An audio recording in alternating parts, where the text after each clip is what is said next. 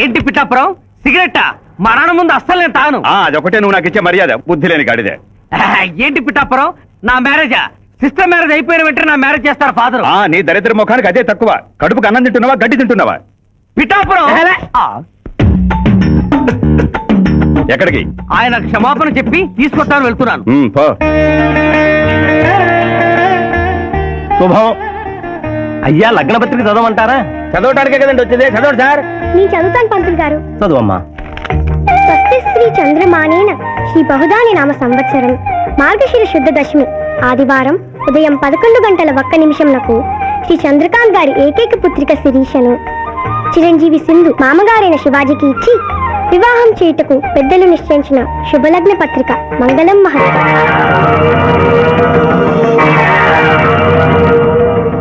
వారి చేతికి బొమ్మ.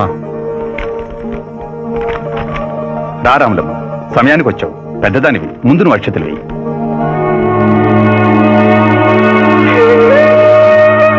వేయి రాములమ్మ. 15 ఏళ్లుగా ఆ బిడ్డను పెంచిన చేతులతో అక్షింతలు వెయ్యలేను బాబు. తప్పు చెయ్యని నా కొడుకుని డబ్బు కోసం జైల్లో పెట్టించాడు. దీన్నెట్టా దీవించమంటావయ్యా? ఇదిగో లాయరు, ఈ ఇల్లు దేవాలయం, ఈ గడపలో కల్లుడుగాను వాడుకు పెట్టలేవు. నిజంగా దేవుడుంటే, కొడుకు కోసం నేను పెడుతున్న కన్నీటికి ఇలా ఉంటే ఈ లగ్గం జరగదు. ఆగిపోద్ది, ఆగిపోద్ది, ఆగిపోద్ది, ఆగిపోద్ది.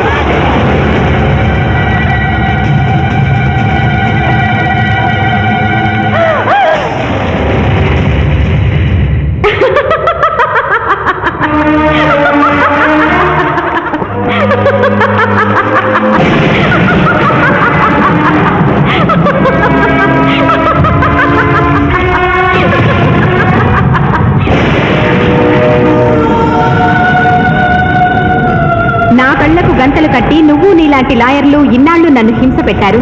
నిన్ను చూసి పగలబడి నవ్వే అవకాశం ఇన్నాళ్లకొచ్చింది నాకు.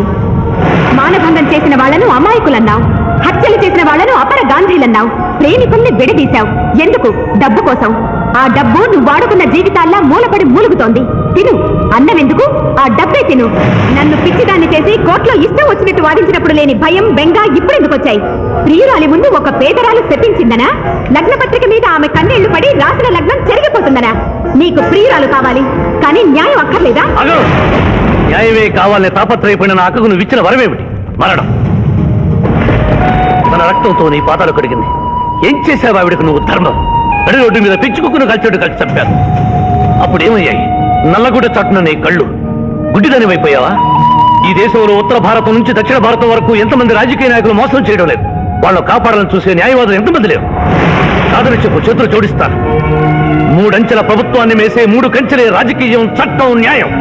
అవి 3 కోతుల్లాగా మారిపోయాయి.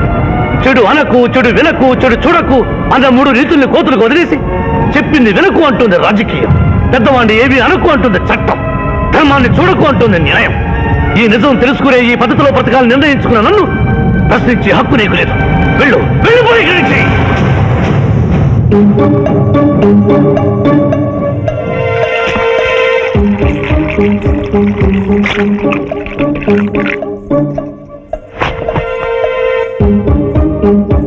శివాజీ గారు, ఇది మనిద్దరిని భార్యాభర్తలు చేసే పసుపు కాగితం.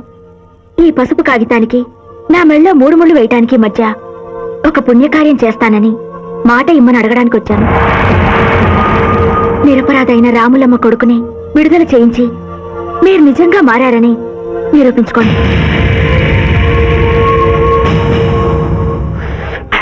అనా నువ్వు సల్లదావుడు ఎప్పుడు షురు చేసినావు? బిల్కుల్ మందు బంద్ చేసినవే. ఏమ్రు మధ్య తాగుడు అంటే మజాక్ అనుకున్నావు? బాడీ మొత్తం కూలింగ్ అవుతుంది, దమాక్ సాఫ్ అవుతుంది. అవ్వాల నువ్వు మందెందుకు బంద్ చేసినవే? ఏమున్నదిరా భయ్, మనకు ముందెనక మొత్తం దుష్మన్ గాలేనా?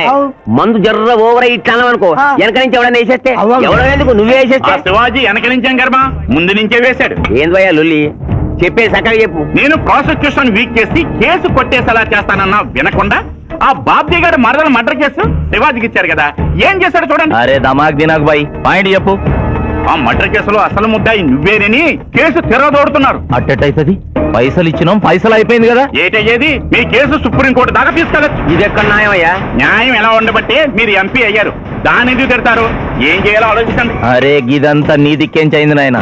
వాడు తాంబూలాలు తీసుకున్న నాడే తంబాకు నలిపినట్టు నలిపేస్తా అన్న నువ్వేమన్నావు? నేనేమన్నారా మర్డర్ చేసుడు ఎందుకు మనసు పడ్డదాన్ని మానభంగం చెయ్యన్న తప్పారా? అప్పుడు సరే ఇప్పుడు ఏం చేయమంటున్నావు? టీకై మర్డర్ చెయ్యి.